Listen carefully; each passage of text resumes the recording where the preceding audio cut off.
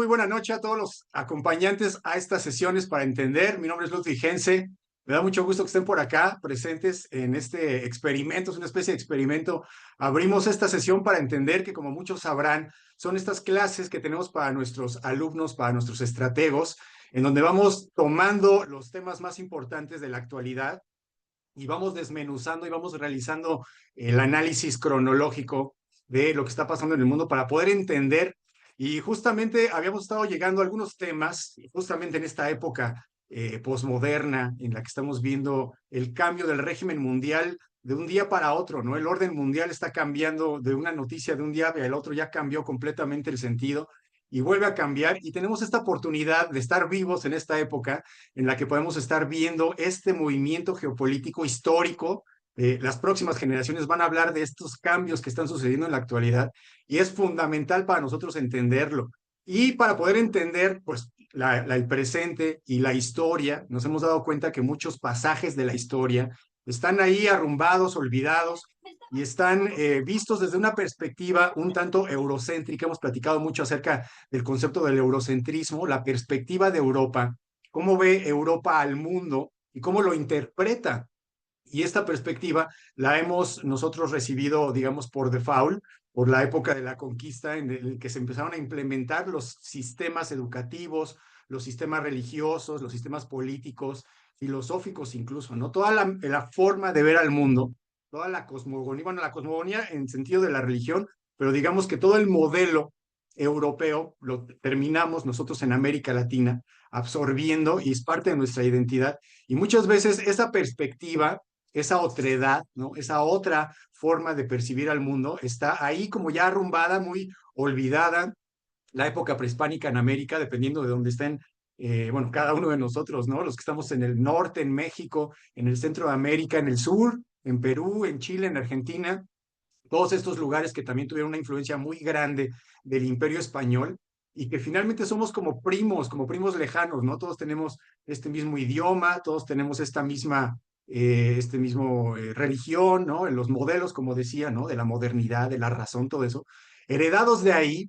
Y entonces, bueno, hablando al respecto, decidimos abrir estas sesiones para entender al público en general en este experimento. También estamos en YouTube, estamos en Zoom para los alumnos, estamos en Instagram y bueno, estaremos mejorando las transmisiones en estos próximos sesiones para entender qué van a hacer. Los invito a que nos acompañen los próximos martes de junio. A las 9 de la noche vamos a estar en vivo transmitiendo y eventualmente vamos a estar compartiendo también la versión editada en la que vamos a añadir algunas cuestiones que van a servir para poder entender mucho mejor. Entonces, los invito a que compartan este material, a que compartan las sesiones. Si les interesan, seguramente tendrán muchos amigos, compañeros, alumnos, colegas que van a estar muy interesados en conocer esta parte de la historia. Y la vamos a ir recorriendo cronológicamente en 4 sesiones. Esta va a ser la primera. Vamos a hacer 4 sesiones, vamos a hablar muy rápidamente de todo lo que sucedió, pero lo más importante es que, como saben, en Inscrito Internacional buscamos, como dice el eslogan, entender qué es lo que pasa en el mundo. Y para poder entender, pues hay que acomodar la información y seleccionarla, desmenuzarla un poco. Y lo que vamos a hacer es precisamente pasar cronológicamente por estos acontecimientos para que podamos entender qué sucedió. Más allá del debate, yo entiendo que en la actualidad hay un debate sobre si los españoles son buenos o son malos, ¿no? Si la conquista fue buena, ¿no? Está este concepto del descubrimiento de América y se ha puesto la contraparte del encubrimiento de América, ¿no? Tomando en cuenta que pues, los españoles en la conquista destruyeron muchas cuestiones, etcétera. En fin, hay un debate muy importante ahí y más allá del debate, lo que nosotros buscamos es explicar lo que pasó para que posteriormente, pues cada uno de ustedes pueda tomar su decisión y determinar si considera que, pues lo que consideren ustedes, ¿no? Finalmente, esa es una parte ya de un análisis que se hace posterior a conocer los hechos. Entonces, vamos a recorrer los hechos tanto en Europa, como decía, paralelamente con los que estudiaron aquí en la América prehispánica, sobre todo en lo que actualmente es México, para poder entender qué es lo que pasa y qué es lo que sucedió en este momento.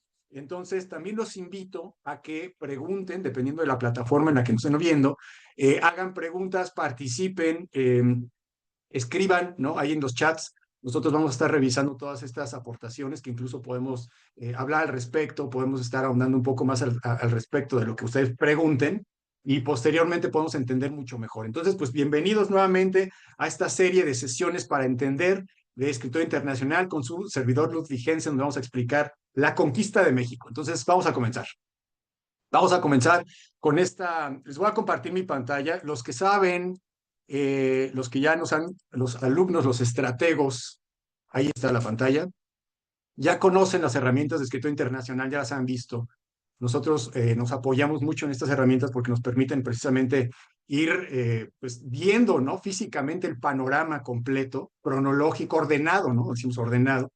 Y con esta metodología que pues, nos permite ir entendiendo más fácilmente. Entonces, pues rápidamente aquí nosotros tenemos del lado izquierdo el curso que estamos nosotros llevando a cabo que se llama Historia Exponencial y este es el curso cronológico. Aquí están pues todos el capítulo. Nosotros vamos a estudiar parte del capítulo 2 en donde este año, cada año vamos sumándole temas de importancia a este curso.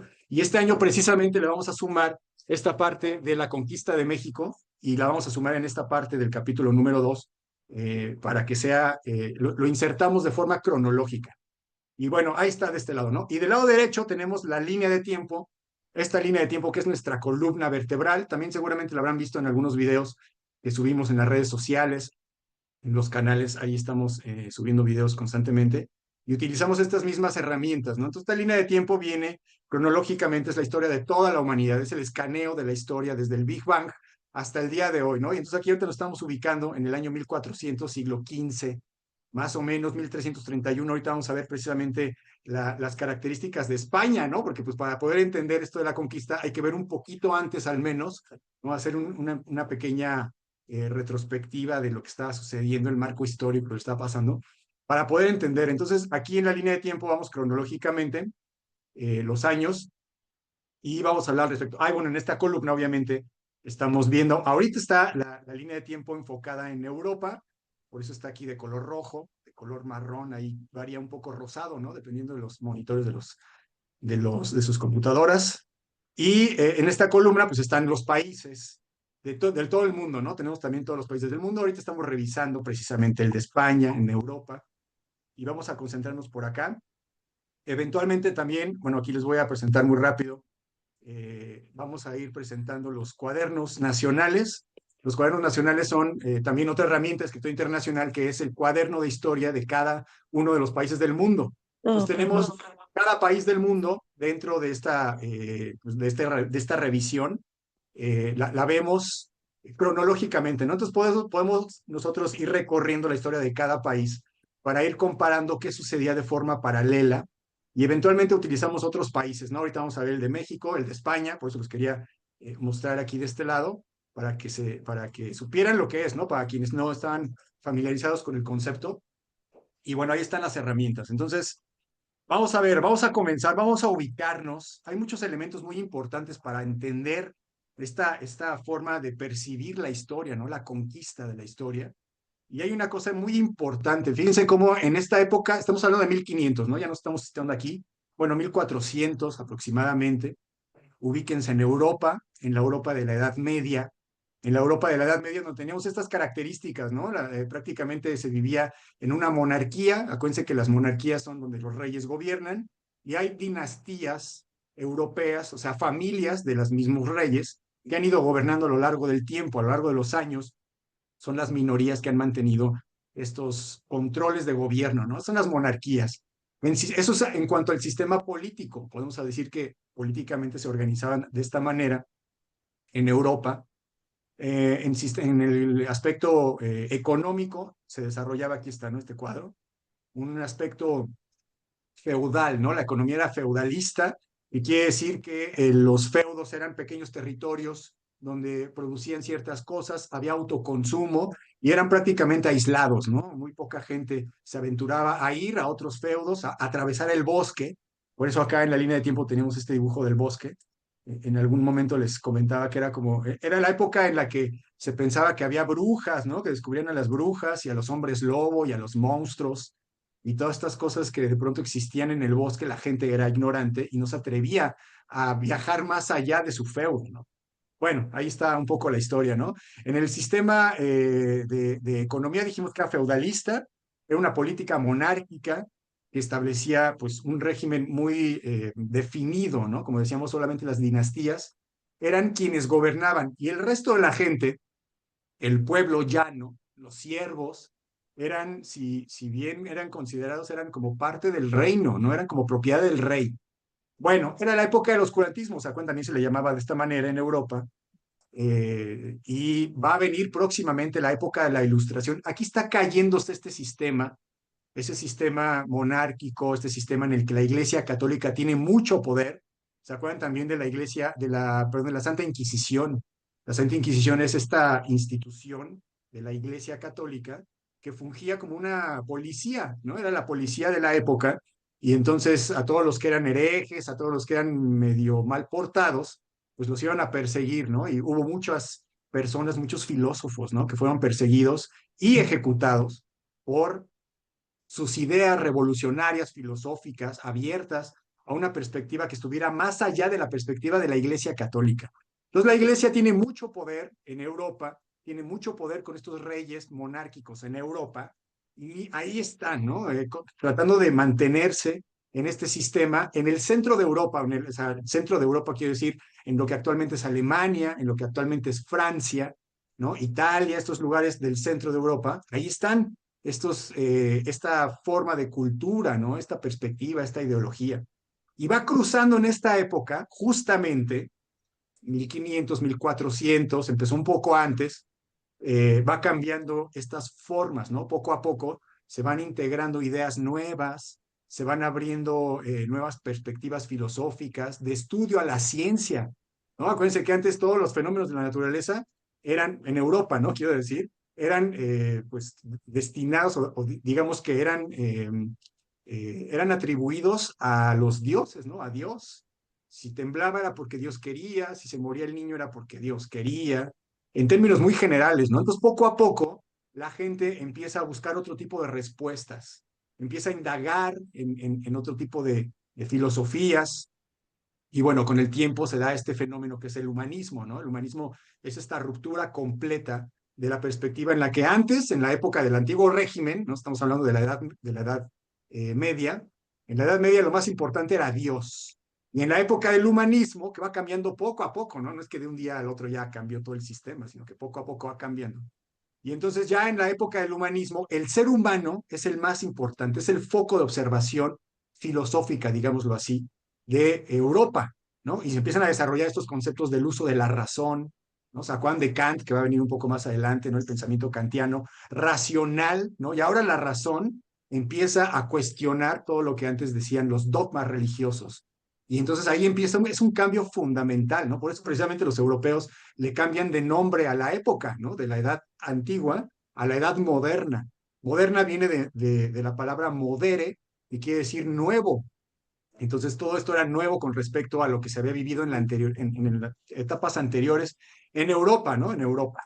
Bueno, ahí está en Europa, también en Europa, bueno, ahí ya nos vamos a meter mucho en esta cuestión, pero acuérdense que en esta misma época se va desarrollando la ciencia, ¿no? Lo que decía ahorita, el concepto de la ciencia, del aprendizaje, ¿no? Acuérdense que la ciencia implica una metodología del aprendizaje, ¿no? Entonces, para poder entender o para poder saber ciertas cosas, para poder tomarlas como en consideración como información válida, pues requieren una metodología que nos permita poder entender el proceso, ¿no? Y llegar a leyes. Acuérdense que la ciencia lo que quiere es llegar a una ley que sea absoluta, ¿no? Como las ciencias naturales, la ley de la gravedad, siempre, aunque estén aquí o en China, siempre que suelten algo, va a caer al piso, ¿no? Esa es una ley que no cambia a menos que cambiemos de planeta, tal vez, etcétera, ¿no? Pero digamos que aquí la ciencia, en ciencias naturales en este planeta funcionan igual, ¿no? La ciencia física.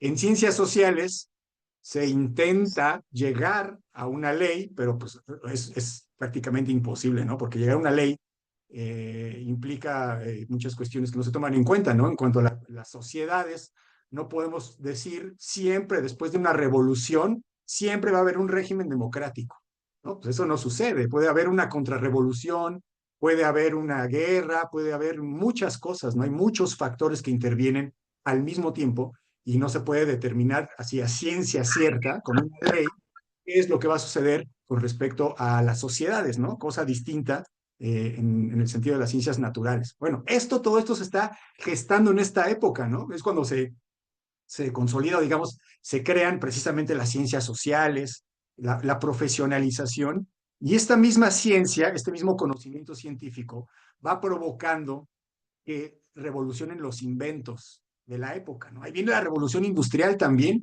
Se dan cuenta que el agua, cuando la ponen en fuego y de pronto hierve, y de pronto sale vapor, y lo observan, ¿no? Lo observan y se dan cuenta de que pueden poner ahí una manguera que conecta el vapor con una rueda, y luego conectan otra rueda, y entonces el ferrocarril empieza a funcionar.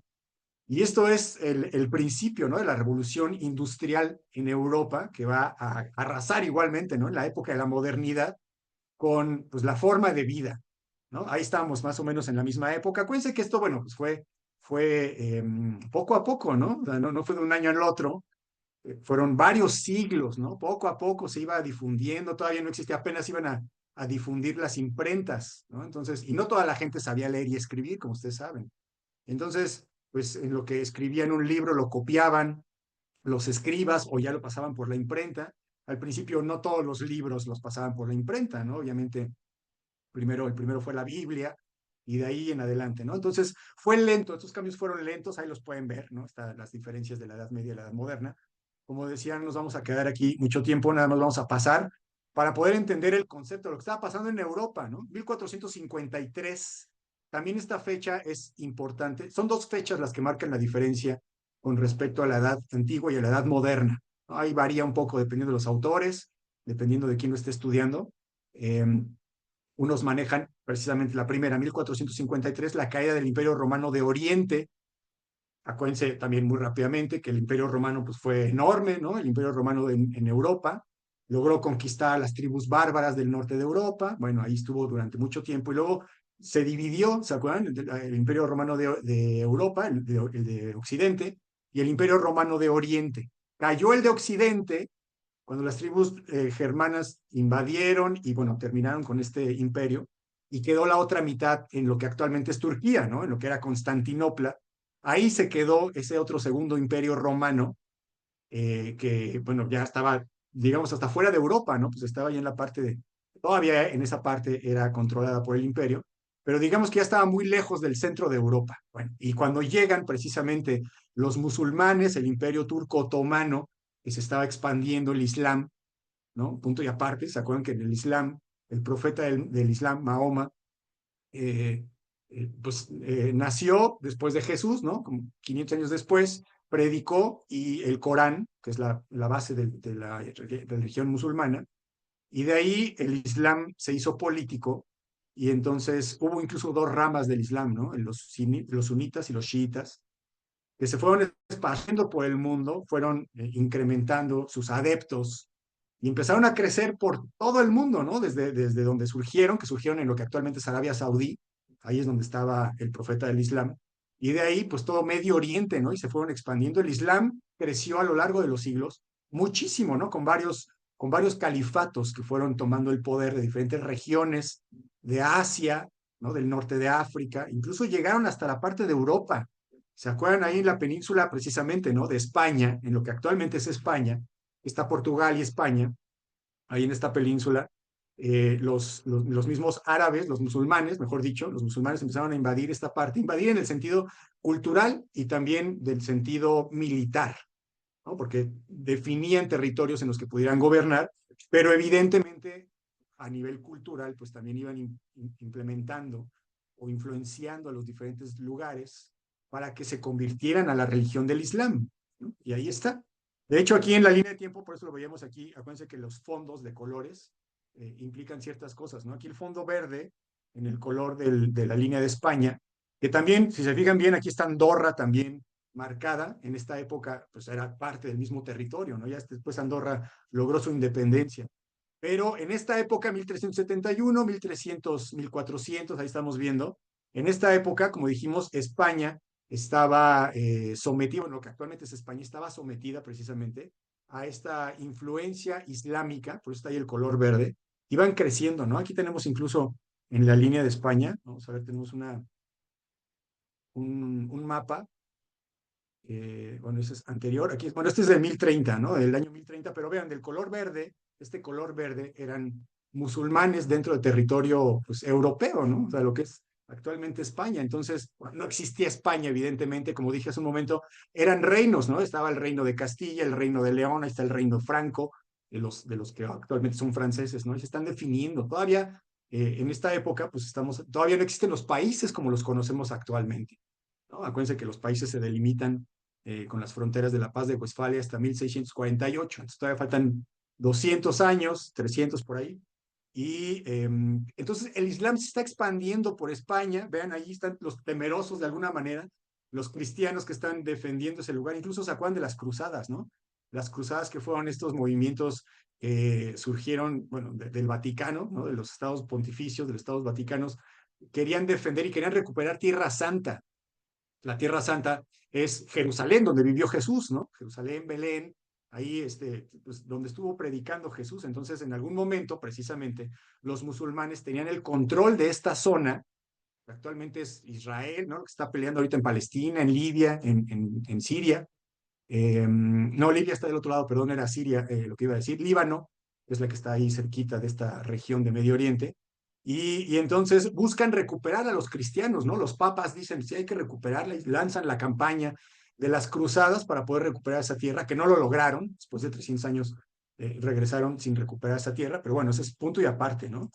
A lo que iba es que este expansionismo del Islam pues está llegando, vean hasta dónde, ¿no? Ya aquí en la época, por eso decíamos 1453, cambia la fecha, bueno, no cambia inmediatamente, ¿no? Ya después le dieron esta connotación, pero va a cambiar esta delimitación del tiempo en esta época de la conquista del Imperio Romano, Turco-Otomano, ¿no? Y otra cosa que sucedía en esta época, también fue muy importante, fue que el sistema capitalista, como lo conocemos ahora, se estuvo desarrollando a partir de esta época, ¿no? Acuérdense que, bueno, en economía también tenemos varios modelos que han ido aplicando en el mundo a lo largo de la historia, desde el trueque, ¿no? Hasta que se acuñaron las primeras monedas ahí en Roma, etcétera. En esta época, después del sistema feudal, que ya más o menos explicamos, ahí como el rey cobraba los impuestos y tenían una tienda de raya, ¿no? En donde los siervos compraban las cosas, bueno, etcétera. Después de ese modelo económico, surgió el modelo capitalista, ¿no? Ya dijimos que muchas personas tenían un poco de temor, ahí está el hombre lobo, ¿no? Aquí en la imagen, y aquí está una bruja volando. Están ya en los límites del feudo, ¿no? Ya están muy afuera. Entonces la gente no se animaba a ir, además había también mucha inseguridad, ¿no? Bueno, por eso también había un ejército pagado por el rey que protegía, ¿no? Que eran finalmente los señores feudales que tenían el ejército, y estaban muy, muy encapsulados en esta época. Y algunos valientes empezaron a caminar de un feudo a otro, empezaron a ejercer el comercio, se llevaban algunos productos, los vendían en otros lugares, empezaron a acumular capital, ¿no? O sea, a hacerse ricos y empezaron a desarrollar el comercio. Y entonces empezaron a acumular mucho dinero y cambió el sistema, eventualmente el sistema económico, por este sistema de compraventa de cosas, que es el capitalismo. Y el capitalismo ha tenido varias etapas a lo largo de su historia, a partir de aquí hasta la época actual, que se llama el neoliberalismo, ¿no? He escuchado, estamos en esta etapa precisamente neoliberalista y ha pasado por varias etapas, ¿no? El liberalismo y anterior el mercantilismo. Y esto quiere decir que como estas personas que compraban y vendían cosas y que salían de un feudo a otro, se empezaban a hacer ricas, de pronto estas personas, o sea, ya tenían más dinero algunas veces que los mismos reyes. Entonces tenían mucho dinero, pero no tenían capacidad o no tenían poder político, porque el poder político estaba cerrado por las dinastías, ¿no? Los que tenían sangre azul, las familias de los reyes, los Medici, los Habsburgo, perdón, todas estas dinastías europeas que no permitían que nadie ajeno pues tomara decisiones políticas. Pero ya estaban al nivel económico, porque ya no estaban al nivel de los siervos que araban la tierra y que no tenían dinero. Estos personajes ya tenían pues capital, ¿no? Entonces, por eso es que surgió esta nueva clase social conocida como la burguesía. Bueno, ahí está el sistema capitalista ya inyectado, ¿no? La semilla ahí. Los reyes veían a los burgueses y decían, oye, pues yo también quiero ser igual de rico que el rey, que el burgués. Entonces empezaban esta economía o esta práctica económica de acumular, ¿no? Empezaban a buscar, acuérdense que el dinero, o en esta época el valor, lo tenía el oro, los metales preciosos, los metales preciosos, ¿no? Las piedras preciosas. Y entonces van a buscar los países, los estados, los reinos, todavía no estamos hablando específicamente de estado nacional, ¿no? Pero digamos que los gobiernos de los reinos van a buscar acumular dinero para hacerse más poderosos, ¿no? Y empezar a crecer y a expandirse. A nivel económico, ¿no? Ahí está. Ya después vamos a ver cómo va cambiando estas etapas en la economía del mundo. Entonces, bueno, en España lo que estaba pasando, como vimos ahorita, es que los musulmanes se habían expandido y entonces ya estaban llegando hasta, ya estaban entrando a lo que actualmente es Francia, ¿no? Ya estaban ahí expandiéndose. Y lo que buscaban estos reinos que estaban ahí, ¿se acuerdan? Hay un concepto que se llama la marca hispánica. La marca hispánica eran varios reinos que estaban justo en la frontera entre lo que es actualmente Francia y lo que es actualmente España. Estaban ahí como tapón, deteniendo de alguna manera el avance de los musulmanes. Y entonces lo que buscan es pues, fortalecerse para finalmente sacar y reconquistar esa península ibérica de manos de los musulmanes, que ya tenía 700 años o más, 800 me parece, ya sobre que los musulmanes tenían el control de este territorio. Entonces, parte de lo que buscaban los españoles era, como decía, ¿no? Hacerse fuertes para expulsar a estos musulmanes. Y uno de los proyectos que surgió a partir de esto fue precisamente el matrimonio de los reyes católicos. ¿Se acuerdan? La reina Isabel y Fernando de Aragón, Isabel I de Castilla y Fernando, aquí está la ficha, ¿no? Del lado izquierdo. En 1469 se casaron y con ese matrimonio buscaban la unión del reino de Castilla y del reino de Aragón, buscaban hacer un ejército fuerte que pudiera expulsar a los moros. O sea, cuando esa expresión que dicen, no hay moros en la costa, pues los moros eran estos que estaban, los musulmanes, ¿no? Que se iban aproximando y lo que querían era pues, sacar a los moros del territorio y consolidar el poder, ¿no? Finalmente, consolidar el poder, conquistar los demás territorios del mundo. Acuérdense algo que en esta época no sabían que existía el continente americano, ¿no? Estamos saliendo de la época del oscurantismo, que bueno, ya hablaremos al respecto, porque no fue totalmente oscuro, ¿no? Sí hubo progreso. Y además el oscurantismo, pues en Europa, porque en el resto del mundo había avances tecnológicos importantísimos, ¿no? En la medicina, en las matemáticas, etcétera. Bueno, Europa estaba en esta época oscurantista y por eso se le conoce casi mundialmente como el oscurantismo, ¿no? No todos estaban así. Pero en esta época, precisamente, pues lo que buscaban era, bueno, iban descubriendo cosas, ¿no? A raíz del descubrimiento o de la apertura de las investigaciones científicas y de las exploraciones que se hacían marítimas, precisamente los musulmanes habían bloqueado un poco la ruta de la seda, ¿no? ¿Se acuerdan? Esta ruta de la seda que escuchamos actualmente de China, pues no la acaban de inventar, esto tiene esa ancestral, ¿no? Entonces la ruta de la seda viene desde el lejano oriente, desde China, y atraviesa justamente por Medio Oriente, por Jerusalén, por Siria, sobre todo la parte norte, y llega a Europa. Y estaba bloqueada, digamos, por el control de los musulmanes, no había digamos, un control por parte de los cristianos o de los parte de los occidentales. Y entonces muchas veces iban las carretas con mercancías, pues las asaltaban, no había seguridad, a veces pues se perdían, ¿no? No era seguro. Entonces se buscaba una ruta alternativa a la ruta de la seda terrestre para poder pues alcanzar el comercio en este momento en el que empiezan a competir las potencias mundiales, ¿no? En esta época igualmente se van a consolidar las sociedades europeas y con el tiempo pues van a buscar, como son sociedades, han sido sociedades bélicas, han sido sociedades que se enfrentan unas a otras militarmente, cuando se expanden pues toman posesiones militarmente. Entonces algunos navegantes, Reino Unido por ejemplo es una isla y entonces en la medida en la que se quiere conectar al mundo, con el mundo, pues tiene que subirse un barco, ¿no? O bueno, un avión, en esta época no existen aviones. Entonces son excelentes navegantes, ¿no? Por delimitaciones geográficas, tienen que serlo, pues, para conectarse con el mundo.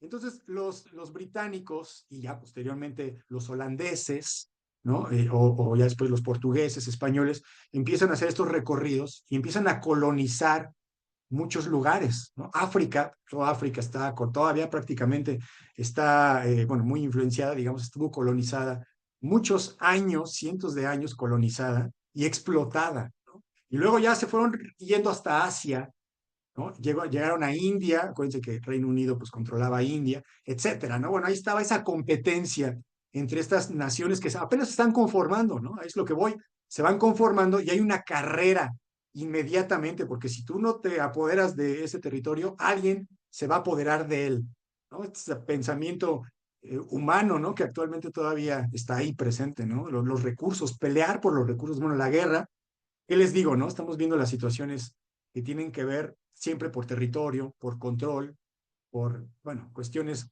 digamos, muy básicas para la supervivencia del ser humano, ¿no? Entonces, bueno, ahí está ese proyecto de los españoles, que todavía no son españoles, para poderse consolidar y ganar algunas colonias y ganar pues, la ruta comercial, poder tener estas rutas comerciales y sobre todo expulsar a los musulmanes, ¿no? Ahí está su proyecto, ahí está el proyecto, incluso aquí está lo de las cruzadas, ¿no? Dijimos. Y después del matrimonio, bueno, empieza una serie de avances por parte de los reyes católicos en la hasta la guerra de Granada, ¿no? 1482, la guerra de Granada, aquí me voy a adelantar en la línea de tiempo para verla, este, en ese mismo año, 1482. Pero acá está del lado izquierdo, ¿no? Las campañas militares van a tratar de recuperar, pues como decía, ¿no? Todos estos territorios que estaban tomados por los musulmanes. Aquí está la imagen también de estos mosquetones.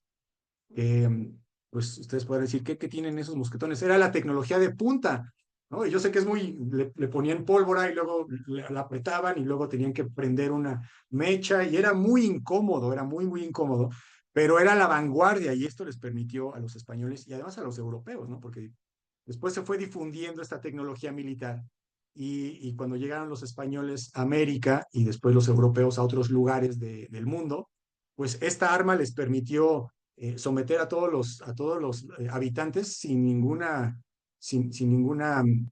consecuencia real, ¿no? Mientras los demás estaban utilizando todavía lanzas, flechas, espadas, etcétera, los europeos ya tenían estas armas de fuego y esto les permitió finalmente tomar el territorio que estaban buscando en Granada, ¿no? Ahí está, bueno, ahí está la ficha, la pueden revisar, hasta 1492, que justamente fue el mismo año de la llegada, ¿no? Al continente.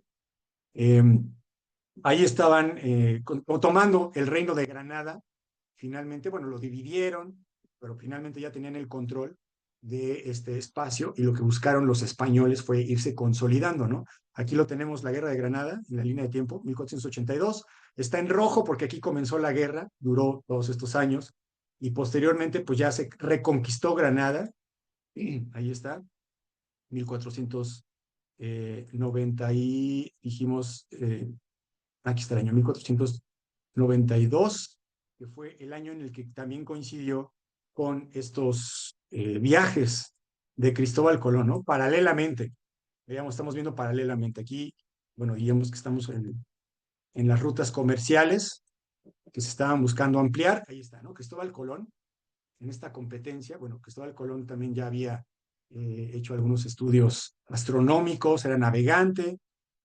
tenía la teoría de que el planeta era esférico y que iban a encontrar la ruta para poder llegar a Japón, que es lo que buscaban originalmente. Como saben, Cristóbal Colón murió sin saber realmente que había llegado a otro continente. Él siempre creyó que había llegado a la parte de Japón. Vean, aquí está el mapa de la época. Y por eso también es muy, muy importante darnos cuenta cómo la perspectiva del mundo, o sea, comparar lo que pensamos ahorita o la crítica que podamos hacer al respecto con el conocimiento que se tenía en esa época, pues es abismal, ¿no? Es abismal. Igualmente, ahorita que estamos hablando, bueno, en esta época ya aquí está, ¿no? Cristóbal Colón, pero decíamos que en el mundo prehispánico, antes de que lleguen estos barcos al territorio de América y que descubran que hay otro mundo, pues ese otro mundo que, bueno, en esta época también va a representar toda la novedad es el mundo viejo, el europeo, y el nuevo mundo americano, ¿no? Entonces, representa toda la esperanza, digámoslo así, todo lo novedoso que puedan encontrar. Es como si ahorita, pues, uno está pensando en que próximamente la humanidad puede llegar a Marte y uno realmente no sabe qué hay en Marte, ¿no? Entonces, imagínense la expectativa en esta época en la que se está rompiendo con esta perspectiva del mundo precisamente, se está ampliando, se está globalizando, ¿no? Esta palabra viene igualmente de ahí, en el momento en el que se conoce que pues, todo el planeta es un globo, es una esfera, se habla de la globalización. Aunque obviamente en esta época pues todavía tarda mucho tiempo uno en ir de un lado a otro o en comunicarse o en enviar cualquier cosa, eventualmente todo eso se va eh, pues agilizando, pero ya está la estructura del globo, ¿no? De la globalización. Y es a partir de este momento. Y decíamos, ¿no? En la parte opuesta, en la parte vamos a hablar ahorita de la parte de México específicamente, había otro mundo. Y esto es muy importante hacer énfasis porque también, como decía, ¿no? Las críticas que luego se hacen cuando uno empieza a analizar las culturas prehispánicas en México, cuando empieza uno a analizar a los mexicas y ven, por ejemplo, el Zompantli, ¿no? Si saben, el Zompantli es esta pared que está incrustada de cráneos que eran cráneos reales de los vencidos, ¿no? En las guerras floridas o en algunas otras guerras que en el mundo prehispánico y se ponían pues en una gran pared y eran un gran ritual. Y cuando llega el mundo occidental, cuando llega Cristóbal Colón, bueno, él no, porque él les digo que no llegó específicamente al continente, a tierra firme, ¿no? Pero ya después Hernán Cortés y los demás personajes que van llegando españoles, los frailes incluso, ¿no? Los que empiezan a escribir lo que están viendo en la conquista, en este nuevo mundo, que los manda la corona española, otro vamos a ver cronológicamente, pero que empiezan a narrar lo que están viendo, están sorprendidos y están aterrados en muchos casos, porque la perspectiva que tienen de la vida y la muerte, de la religiosidad, ¿no? De la espiritualidad, de los rituales místicos, tiene una connotación muy distinta. Entonces, a partir de ellos, ¿no? A partir de su pensamiento, pues son totalmente salvajes los mexicas, por ejemplo, ¿no? Los cortan las cabezas, eso es inimaginable para un católico, ¿no? Para un sacerdote, para un fraile. Entonces, son personas totalmente bárbaras que va a ser un argumento que les va a permitir después a los españoles no considerarlos humanos, ahí no sé si les suene eso, que a otro grupo de seres humanos o a otra raza de seres humanos no se considera seres humanos y cuando uno las empieza a masacrar, pues no tiene tanta culpa, ¿no? Por decirlo así muy fríamente, bueno, eso sucede. Y ha sucedido, y entonces al no considerar a los indígenas, no hablan el mismo idioma, se matan entre sí, decían, ¿no? Los frailes lo interpretaban. Obviamente las características que puedan tener estos pueblos, pues son muy distintas, ¿no? Y esto quiero hacer hincapié en esto, porque la perspectiva que tenía el mundo prehispánico antes de la llegada de esta influencia cultural católica y europea, tenía que ver con otra cosmogonía diferente, ¿no? De la dualidad. Los rituales de sacrificio tenían un valor muy distinto a una matanza, a una masacre como tal, ¿no? Eh, Eran muy ritualistas estas culturas, muchas de ellas, porque no nada más los mexicas fueron los únicos que utilizaban los sacrificios humanos, era extendidamente común, aunque no tanto como los mexicas, eso también es cierto, pero muchos grupos distintos de diferentes regiones de México, del centro de México, practicaban estas actividades y posteriormente, cuando se fue difundiendo, cuando los mexicas se expandieron, pues fueron difundiendo esta práctica y fueron tomando control, ¿no? Así como hay muchos imperios en Europa que hemos visto o que se ha estudiado, ¿no? En Grecia, cómo va creciendo y luego los romanos y luego los persas y se pelean y bueno, etcétera. Igualmente en el mundo prehispánico había varias civilizaciones, varias culturas que fueron teniendo apogeos y que después fueron disminuyendo su importancia a lo largo de la historia, ¿no? Entonces también hay etapas, pero pues por eso hacía el hincapié también muy al principio, ¿no? Porque muchas veces toda esta historia simplemente se brinca, ¿no? Por lo menos en los programas de estudio oficial de secundaria, preparatoria, incluso en algunos puntos de los estudios universitarios, depende de lo que estudien. Esta historia, si a uno no le interesa, pues se pierde muchas veces, ¿no? No hay fomento por parte pues de los gobiernos o de los sistemas educativos para ir entendiendo esta forma de gobierno que existía y forma de gobierno, me quedo corto, ¿no? Es forma de gobierno, perspectiva del mundo, filosofía, cultura, sociedad, bueno, todo esto que finalmente permanece porque estaba en territorio mexicano y por mucha conquista que hubo, pues las generaciones se siguen manteniendo en este territorio físicamente Y ahí vienen, ¿no? Los rasgos de muchas cuestiones identitarias que es importante saber que sucedía, ¿no? Y comparar, ¿no? Por eso esta insistencia en hacer la comparación de lo que estaba pasando en Europa, lo que estaba pasando en España, lo que estaba pasando en México, ¿no? Eventualmente veremos otros países, analizarán otras cuestiones históricas, pero hay que darle esta importancia, ¿no? Este paralelismo, porque además es muy importante, finalmente es la estructura que definió la parte de la conquista. Y ahí es donde uno entiende cómo es que se dice, ¿no? Se ha escuchado siempre que la historia la escriben los vencedores, y bueno, ahí es la reivindicación posterior de parte de los vencidos que dan su versión. Y bueno, ahí está. ¿Qué pasaba? ¿Qué pasaba en América en esta época? Bueno, tampoco vamos a hacer el análisis de todas las culturas. Digamos que vamos a recordar rápidamente, en 1325 se estableció el imperio de Tenochtitlan. El imperio de Tenochtitlan es de los mexicas. Bueno, ¿qué pasó? Estaba este lugar, Azcapotzalco, donde está cerca de la Ciudad de México, donde está dentro de la Ciudad de México. Azcapotzalco era un gran imperio, era un gran centro cultural, era el más importante en la época. Acuérdense que en el territorio de México, en el centro de México, cohabitan muchas culturas que tienen en común el idioma náhuatl, ¿no? Y además tienen en común varias representaciones de deidades, ¿no? Estas culturas prehispánicas se apegan un poco más al naturalismo y reconocen a los elementos de la naturaleza y le ponen nombres de dioses, ¿no? Como ha sucedido también, como sucede en todos los lugares del mundo, ¿no? El dios del agua, el dios del sol, el dios de la tierra, y varias veces la fertilidad, por ejemplo, elementos que van reconociendo estas culturas importantes en su vida, les van dando un rostro, les van dando un nombre y varían varias veces del lugar en el que se asienten, ¿no? Pero todos reconocen la misma deidad, ¿no? Por eso es que hay poco a poco se va cohesionando esta perspectiva religiosa y se van reconociendo las mismas deidades para todos. Pero entonces todos tienen estos reconocimientos y son diferentes, tienen diferentes lenguas, ¿no? Dentro del mismo territorio, que es un territorio muy pequeño, ahí está el mapa, ¿no? Aquí en el centro de México.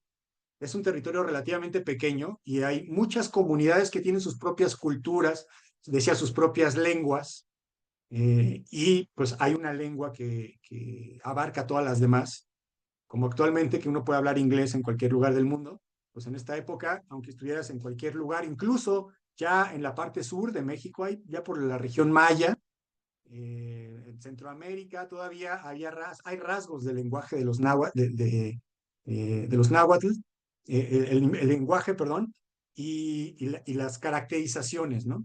Entonces tenían todo esto en común y algunas sociedades se iban desarrollando más que otras, ¿no? Azcapotzalco era el centro más importante en esta época, digamos en 1300, en el año 1300 aproximadamente, y pues tenía dominado a una gran cantidad de otras culturas, ¿no? No todas, no todas. Acuérdense también que el Valle de México era antes un lago y entonces era fácil que en diferentes islotes se fueran como colonias, aproximadamente, más o menos, ¿no? Se fueran estableciendo ciertas comunidades, ciertas sociedades que iban creciendo, ¿no? Con el paso del tiempo.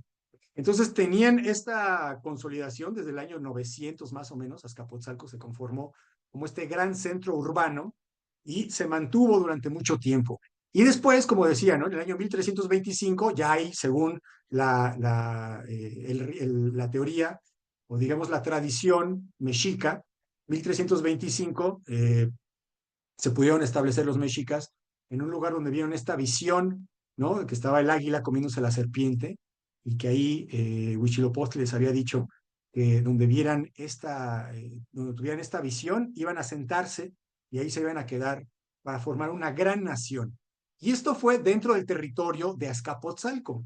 Entonces, de hecho, los mexicas cuando llegaron a este territorio, los tepanecas, que son los oriundos de Azcapotzalco, aquí está arriba, los tepanecas les dieron permiso a los mexicas de establecerse en ese islote en el que fundaron Tenochtitlan. Y esto fue en el año, pues, 1325, dijimos, ¿no? Pasan, pues, vean, casi prácticamente 100 años, y entonces va creciendo el imperio mexica con todas sus características, va creciendo, va siendo cada vez más importante, Y entonces, ya para el año 1428, bueno, desde antes, ¿no? Evidentemente, pero se empiezan a juntar con otros grupos de Tlatelolco que están muy pegados ahí, o sea, son prácticamente vecinos, y con Tacuba, aunque bueno, actualmente es Tacuba, en esa época se le conocía como Tlacopan, que también está muy cerca del centro histórico, todo está aquí en el centro de la Ciudad de México. Y entonces estas ciudades colonia, digámoslo así entre comillas, se están empezando a juntar alianzas porque ya no querían seguir bajo el dominio de Azcapotzalco. Azcapotzalco, como les dije hace un momento, también hacía rituales era guerrero, era un pueblo guerrero que tenía sometidos a estos grupos y los obligaba a pagar ciertos impuestos, de cierta producción, pues les cobraba, ¿no? Era el dominante en esta época. Y para esta época, 1428, vean el paralelismo, ¿no? Con respecto a Europa. Mientras Europa están también igualmente, ¿no? Compitiendo entre los diferentes imperios a nivel más grande, a nivel global. Bueno, no global todavía, pero digamos a nivel de territorio. En el caso del centro de México, igualmente también estas ciudades o estos estados, no todo entre comillas, porque no están definidos como lo conocemos ahora, tienen esta idea de juntarse, de hacer alianzas, para enfrentar a este imperio de Azcapotzalco y poderse imponer. Y finalmente lo logran en 1428, la triple alianza de estas ciudades, Tlatelolco, Tenochtitlan y Tlacopan, que se unen para poder derrocar a Azcapotzalco, los tepanecas, y ponerse los mexicas en este centro de poder, ¿no? Ahora ya son los mexicas quienes están en el dominio, o no, con el dominio del imperio, y así se mantienen unos años, ¿no? Unos años, vean, no les falta mucho para que lleguen realmente los españoles. El imperio mexica no es tan extenso. Lo podemos comparar con el tamaño, bueno, digamos, con el nacimiento de algunos países actuales, que también hay algunos países que tienen 100 años, no todos son milenarios, ¿no? Como China, como Rusia, por ejemplo. Bueno, Rusia no es milenario, pero digamos que también es muy antiguo, ¿no? Bueno, en esta época ya se está manejando esta alianza, la que primero fue alianza de Tlatelolco, Tenochtitlan y Tlacopan. Con el paso del tiempo, pues, poquitos años, 1469, empieza a crecer de más, digámoslo así, los mexicas, ¿no? Entonces Tenochtitlan, que es la capital, pues se quiere apoderar o quiere tener más control dentro de esta alianza. Y el primero con el que se enfrenta, o digamos el que le estorba, digámoslo así, es Tlatelolco. Entonces existen guerras en este momento por la expansión del imperio mexica, precisamente a territorios de dominio de Tlatelolco. Entonces, en esta época, en 1469, aquí está el gobernador Axayacatl, que es el sexto emperador azteca, está la ficha, el hijo de Moctezuma I. Nosotros estamos muy familiarizados con Moctezuma II, que es el emperador que va a recibir a Hernán Cortés unos años después. Bueno, su hijo, bueno, perdón, sí, el papá, perdón, es Axayacatl, que es el hijo, perdón, de Moctezuma I, que es finalmente el emperador azteca que en esta época pues va a enfrentar a Tlatelolco para tener el completo dominio de este territorio y seguirse expandiendo, ¿no? Así como podemos ver en la actualidad que hay países que están en expansión, ¿no? O políticas en el siglo pasado que todavía se seguían expandiendo. Bueno, ahorita actualmente, en términos reales, pues vemos que Rusia se expandió físicamente, ¿no? Físicamente, además le falta, pues bueno, faltan muchas cosas todavía, pero digamos que ya no va de, es muy difícil que devuelva los territorios que ahora tiene control Rusia, Crimea y bueno, toda la franja en la que están peleando, y se van expandiendo. Igualmente, los mexicas buscaban esta expansión del territorio. No todo el territorio estaba dominado por los mexicas, ¿no? Había otros grupos que siempre estuvieron pues defendiéndose en la resistencia. Acuérdense de Tlaxcala. Tlaxcala fue un territorio y un grupo cultural que nunca fue sometido por los mexicas. Y ahí vamos a verlo también cronológicamente. Entonces, están en expansión los mexicas, en guerra de guerrillas, digámoslo, están tratando de expandirse para poder tener cada vez más control en esta misma época, ¿no? Y aquí, incluso aquí aquí podemos ver cómo había algunas cuestiones que tenían que ir pagando como tributo, ¿no? Pieles de jaguar, plumas, producción de maíz, producción de diferentes cuestiones. En este centro del territorio del territorio nacional de lo que actualmente es México, ¿no? Y que, bueno, en este momento fue ese gran imperio. Ahí está la guerra civil. Bueno, en 1469 llega este personaje Xayacatl y ya a partir de 1473 está ahí la guerra civil de los aztecas contra Tlatelolco, contra estos grupos que buscan igualmente pues, su autonomía, ¿no? Se están ahí peleando para ver quién va a dominar este territorio. Y bueno, aquí está, vean, aquí ya está en la línea de México, paralelamente lo que veíamos de Cristóbal Colón. ¿No? Aquí está Cristóbal Colón explorando, bueno, digamos, recibiendo el financiamiento de la reina.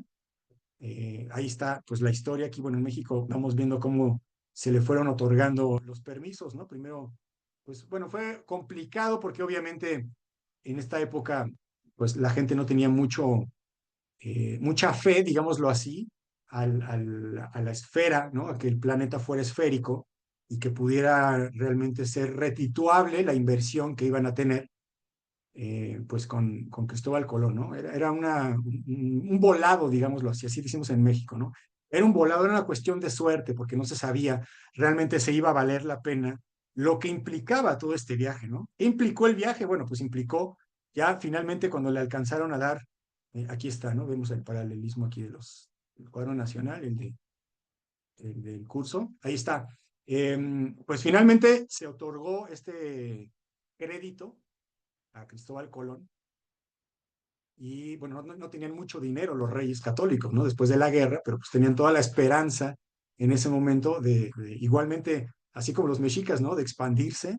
Y entonces se organizan estos viajes, ¿no? Ya en la Villa de Palos, aquí está el mapa, ¿no? Aquí lo tenemos en la península y luego de aquí no fue directamente a América, como saben, primero llegó a la isla del Gran, aquí está, perdón, en el puerto de Palos, perdón, de ahí salieron, ¿no? De ahí se organizaron en la villa de Palos, en el puerto de Palos, se hicieron las carabelas por parte del decreto de los reyes, y el 3 de agosto es el primer viaje, sale de ahí de Puerto de Palos, ya saben, con las tres carabelas, la niña, capitaneada por Vicente Yáñez Pinzón, la Pinta por María Alonso Pinzón, y la Santa María con Cristóbal Colón, que fue el capitán. Ahí llevó 90 personas de tripulación y pues salieron, ¿no? A este viaje.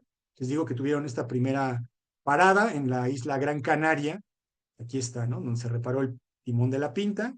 Y de ahí a lo desconocido, ¿no? Ahora sí, ya a partir de aquí, y ellos no sabían, pensaban que esto era Japón y no sabían qué tan largo iba a ser el viaje, no había mapas, fue una exploración, bueno, también paréntesis, ¿no? Tendríamos que hablar esto en otra clase, pero también, como sabrán, ya algunos europeos vikingos habían tenido contacto, incluso algunos chinos habían tenido contacto con el continente americano, se han encontrado vestigios de la cultura china en el norte, en la parte de Alaska, en la parte de Estados Unidos, de Canadá, igualmente algunos elementos de las culturas vikingas. Entonces ya había un traspaso, pero no había un comercio como tal, ¿no? No había una política de expansión, como en el caso de los europeos, no había un conocimiento o una técnica, ¿no? O sea, digamos que eran pequeños grupos sociales que se atrevieron a cruzar en momentos determinados en los que las condiciones climatológicas se los permitían y alcanzaron a llegar hasta el continente americano, ¿no? Ahí, o sea, digamos, no fueron los primeros los españoles, pero sí fueron los primeros que llegaron al continente con la idea pues, de colonizar y de explotar y de poder verse beneficiados, digámoslo así. Entonces, bueno, ahí estaba, y ya después se fueron, como dijimos a la continuación del viaje, 6 de septiembre, 10 de septiembre, la gente se desesperaba dentro de las carabelas, ¿no? La gente ya quería regresar, había motines.